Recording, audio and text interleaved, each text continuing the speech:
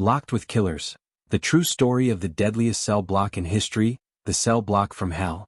If you're ready to step inside the world's most dangerous prison, where every breath could be your last, hit that subscribe button, drop a like, and don't look away. Because once you enter Block E, you don't come out the same. When the gates of San Mateo Correctional slammed shut, the sound was more than metal, it was finality. The guards called it the graveyard of the living. Every inmate sent their knew one thing: survival wasn't guaranteed. The air reeked of bleach, sweat, and iron, a cocktail of fear that clung to the concrete walls. San Mateo was supposed to be a controlled, maximum security facility deep in southern Ecuador. But inside Block E, control didn't belong to the state, it belonged to the gangs. Block E was ruled by two rival factions, Los Chacals and La Sombra. Each gang had its own corner, its own code, its own graves. Between them lay the neutral zone, a 5-foot stretch of cracked tile where no one dared to stand for long. Anyone caught there without permission simply disappeared. When the government transferred a gang leader named Diego El Pastor Morales into Block E in 2022, they thought they were breaking his network. Instead, they ignited a war. El Pastor had been locked away for orchestrating hits from the outside, but even behind bars, his reputation carried weight. Within a week of his arrival, the delicate truce inside Block E shattered like glass. The first sign was subtle. The lights flickered out one evening during dinner. When they came back on, one inmate was missing. The next morning, his body was found near the showers, mutilated beyond recognition, his gang tattoo carved off. Guards said it looked like a message. Nobody spoke about it, but everyone understood what it meant. El Pastor had claimed dominance. Officer Herrera, a 15-year veteran of San Mateo, sensed the storm building. "We could feel it," he said later. "You walk past those cells and it's like the walls were breathing, waiting for blood." Within days, makeshift weapons started circulating again. Toothbrush shivs, sharpened spoons, even broken pieces of plastic smuggled in from the kitchen. The guards were too afraid to search the cells thoroughly. Cameras caught inmates whispering through pipes, passing coded messages written on scraps of Bible pages. Herrera filed reports, begged for reinforcements, but higher-ups ignored him. The government was under pressure to appear in control, especially after international media coverage of past riots. But everyone inside knew the truth: Block E was a bomb with a burning fuse. Then, on June 5th, it happened. At 2:47 a.m., the power cut out across the entire prison. In the dark, a chorus of screams erupted. The emergency lights failed to come on. Over the next 40 minutes, San Mateo turned into a war zone. By sunrise, smoke billowed from the rooftops, and the yard was littered with debris, burned mattresses, twisted bars, and bodies. Officially, the report said 36 inmates were dead. Unofficially, the count was much higher. The government called it a riot. Those who survived called it Judgment Night. But the real terror wasn't the number of dead, it was who wasn't among them. When Officer Herrera and his team conducted the final head count, they realized one name was missing from the log: Diego El Pastor Morales. His cell was empty. No body, no sign of struggle. Just a single word scratched into the concrete beneath his bunk: Libra. Free. And yet, all gates remained locked. No one had entered. No one had left. Herrera stared at the word, his hands shaking. The silence of the cell block pressed down on him like a weight. For the first time in his career, he was afraid not of the prisoners, but of what might already be outside. Because if El Pastor was gone, someone had helped him. And whoever it was still inside. The disappearing king. The morning after the riot, San Mateo Correctional looked like a battlefield. Smoke still curled through the corridors, and the smell of burnt fabric mixed with something heavier: decay. Bodies lay covered under gray sheets, lined up in the courtyard like discarded stories.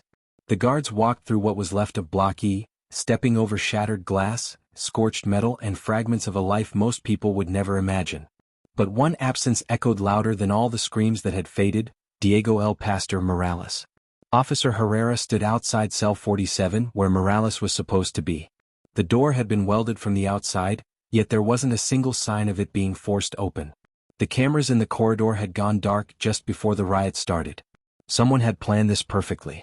By noon, investigators from Quito arrived, the National Criminal Intelligence Unit. They sealed off the wing, confiscated hard drives, and started questioning guards. But the fear in their eyes told the truth long before their reports did. No one wanted to talk about Morales. Not after what happened the last time someone tried. Inside his cell, Detectives found a stash hidden beneath loose tiles, a small notebook filled with coded names and payment amounts written in blood-red ink. Herrera recognized some of the initials immediately. They weren't just inmates. Some belonged to guards. The revelation was like a gut punch. Morales hadn't escaped through the system. He had escaped with it. When word spread that some guards might have been working for El Pastor, the entire prison staff went silent. Phones were confiscated and the warden ordered daily interrogations. Yet no one admitted to anything. It was as if Morales still held control, even from beyond the walls.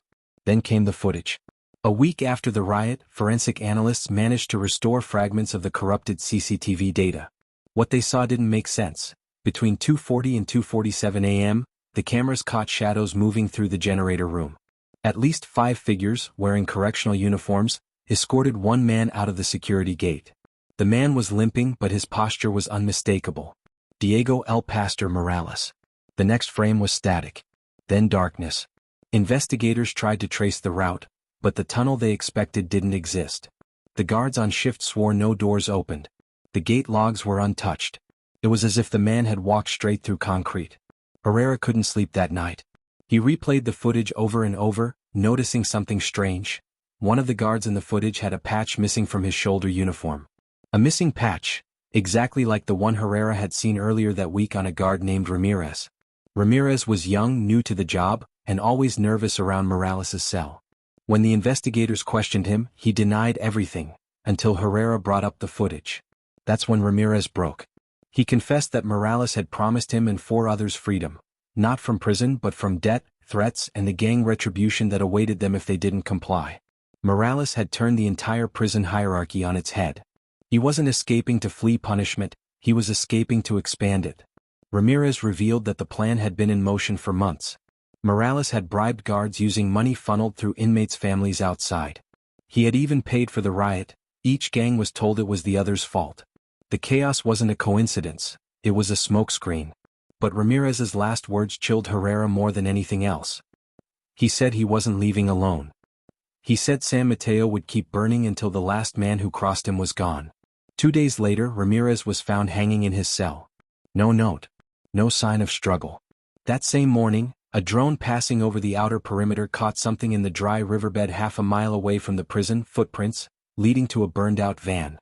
Inside, authorities found 5 sets of correctional uniforms. Only 4 were accounted for. The 5th? Still missing. And in the ash-covered dirt beside the van, written in smeared soot, was a single word. Herder. Spanish for inherit. It wasn't just a message. It was a promise. The inheritance of fear. By the time the sun rose over the Ecuadorian hills, San Mateo Correctional was a ghost of itself, silent, scarred, and haunted by what Diego El Pastor Morales had left behind. The warden, sleep-deprived and trembling, stood by the observation tower as helicopters swarmed the nearby villages. But deep down everyone knew it, Morales was gone. And worse, his plan was only halfway finished. 3 weeks after the escape, bodies began appearing in nearby towns. First, a retired prison contractor found shot execution style in his garage. Then, a small-time gang courier, his tongue cut out and a note pinned to his shirt that read, "Silence is faith." Each victim had one thing in common. They'd all had dealings with San Mateo prison in the past year. The investigators pieced it together. Morales had built a ghost network that extended beyond the prison walls. Family members, corrupt guards, ex-inmates, even local businessmen, all were part of a system that thrived on bribes and blood. And now that Morales was gone, his inheritance had activated. Agent Herrera, exhausted but relentless, traced one clue from the burned van, a VIN number that led to an abandoned slaughterhouse 2 towns away. When his team stormed the building, they expected to find weapons or drugs. Instead, they found something worse, a wall covered in prisoner ID photos, each marked with red crosses. Some were already dead. Others, still inside San Mateo. Pinned in the center of the wall was a single photograph, Herrera's own ID badge. The message was clear. Morales wasn't running from justice. He was waging war on it. That night, Herrera couldn't shake the feeling that the man had always been 2 steps ahead.